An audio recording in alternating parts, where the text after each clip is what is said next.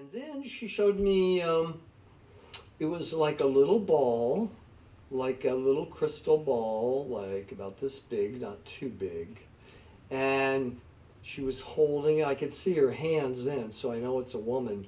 And she went like this, like, ching, with a little ball, and like little tiny sparks flew off of it. So I feel with that a little bit psychic. I don't know if anyone's ever told you you're a little bit intuitive or psychic, right? Yeah, yeah. So that's what this lady showed me. Okay, as far as relationship,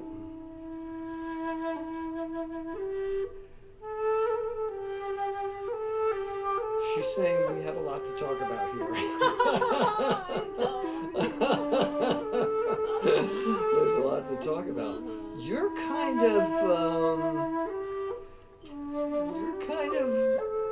don't want to say you're tough, but you're kind of particular. So, you were in academia. Yes.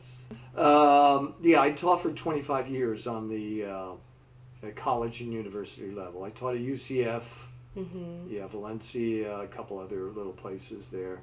And usually religion, psychology, philosophy, you know, those kinds of things. So it's my karma to do that. That's so funny. How Yeah. did you find spiritualism? A friend of mine introduced me to it, and I was very amazed in how they knew that certain things. So I wanted to find out more about it. And by that time, I already had a spiritual teacher that I met in college, and he, I had a little. Do you know in Hinduism what Shaktipat is? Where they touch you or touch your heart or look at you and like you see God or the universe, you know, and I had that experience with him. Wow. Yeah, and I was just a country person. I mean, I had no, you know, I had no interest in those kinds of things, but it opened up a whole new thing for me. So I was looking, but I didn't know I was looking. And when I found it, then I realized, gee, I've been looking for this. You know? Yeah.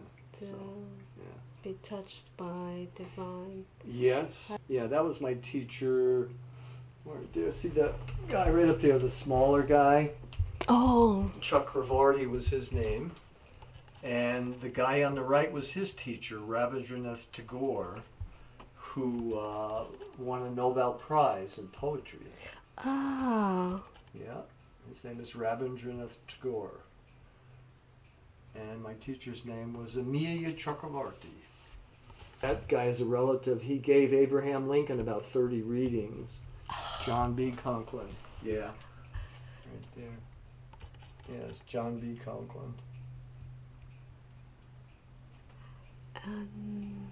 That's philosopher Arthur Schopenhauer. I don't know if you've ever heard of it. Have you heard of him? Yes, Yeah. of course. Of course. How do you feel about doing this work after doing it for how long now?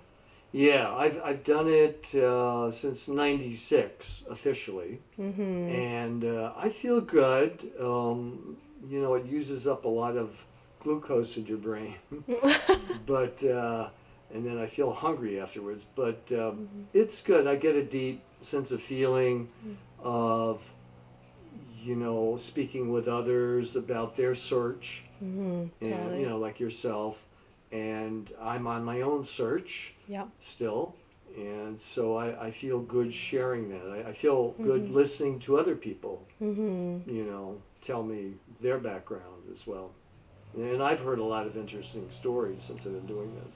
Totally. Yeah. Casadega was founded in 1894, Casadega Spiritualist Camp Meeting Association. That's the full name of it.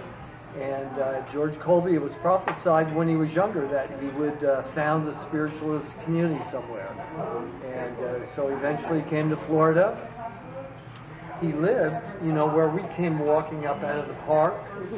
There's like a little gate there, a metal gate. His old house is right there, the remains of it. So spiritualism made it down to Florida here. of course, spiritualism started in New York in 1848 with the Fox sisters. They claimed this deceased peddler communicated with them through rappings, knocks, and it grew from there. It just went, it's kind of, what do they call it, on the internet today, it went viral in this little upstate New York community, and so it really took off. And President Lincoln was definitely, if he wasn't a spiritualist, he definitely had a strong interest in it.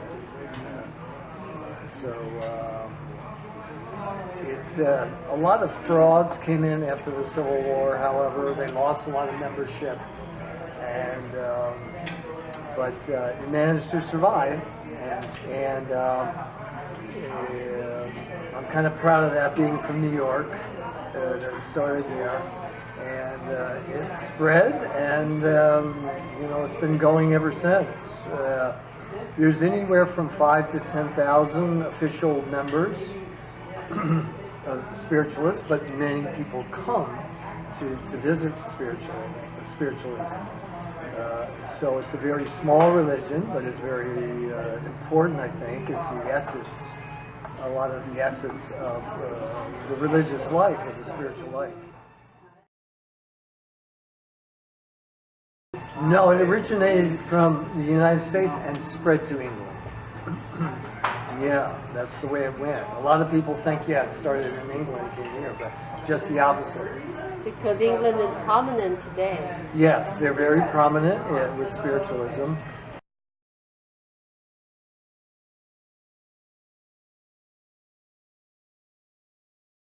The main thing of it is the communication with spirits. Of course, both of you know the original mediums were shamans, right? I don't know. Asian shamans, yes. Native Western. What do you mean? What do you mean by original medium or shaman? Yeah, they were shamanistic, tribal people who could communicate with the spirits of animals or humans.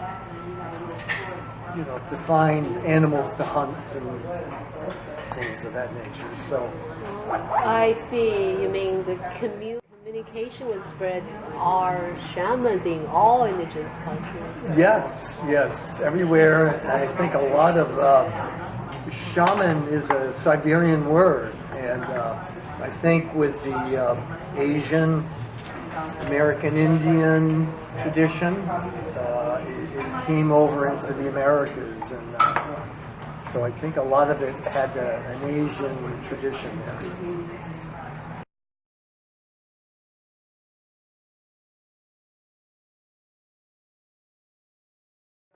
What can they expect, or what should they do? Maybe they should never volunteer any information. They should just say yes or no. Sometimes the medium may ask questions, but they should always just answer yes or no and not reveal any details until after the reading. So some mediums will let you record the reading. I do. Others prefer you to take notes or just remember the session. So you should maybe just see what comes through in the beginning, but towards the end, you should take some questions with you, like, should I buy that new car, or whatever it might be. Change the job. Yeah, should I change job? And be sure to ask questions that are important for you. Usually the spirits will bring them up, but not always. So, yes, the spirits will bring through the information first, hopefully in a convincing way for them. And they will tell them certain things. The spirits will talk about themselves sometimes, or the person who's there. Like if the person who's there never really saw their great-grandmother, the great-grandmother will talk about things that are going on with them in life to be convincing.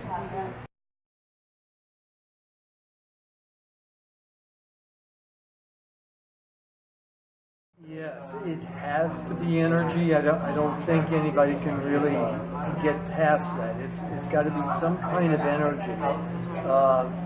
I know doing a reading, you can feel like a shift in energy. You know, it's a different feeling. Like when one spirit is there, then another one comes in. There's definitely a shift in the energy. So it is all about energy. And it's just being sensitive to that and being receptive and having confidence that what you're seeing and feeling is real.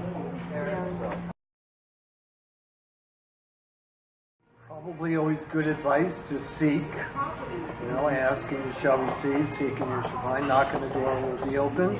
And I think it's all, even if a person is skeptical, it's always worthwhile to go and see for yourself. Don't take anybody else's word.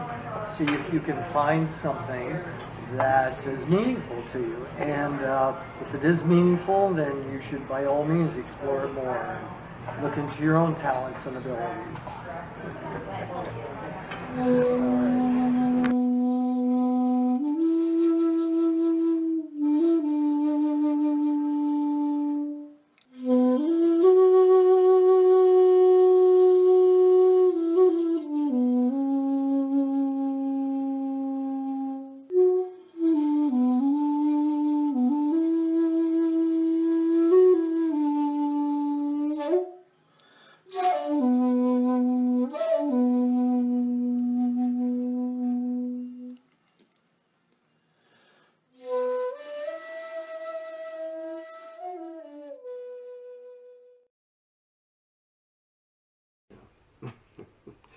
I've got a life over there. I had a life over in India before, so I remember that.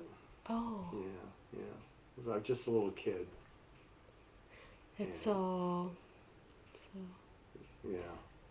I can remember 17 lives so far. 17. Yeah. So I'm tired of coming back here.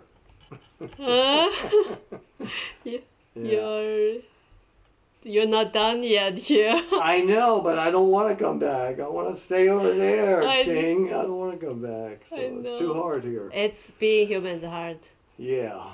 Being human is hard. I had a vision, this was about 20 years ago, that I'd be reborn in France, in Paris, France, about 300 years from now, at that time. So, or maybe it was from 300 years from the time I die, I would be reborn in France.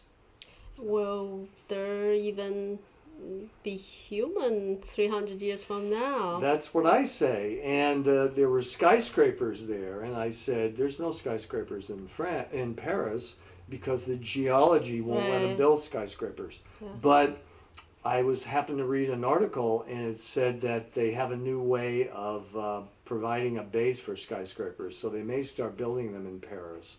So it looks like humans will still be around. I would say human has to be much less. Yes, the population has to be much less. I agree, yes. So, yeah.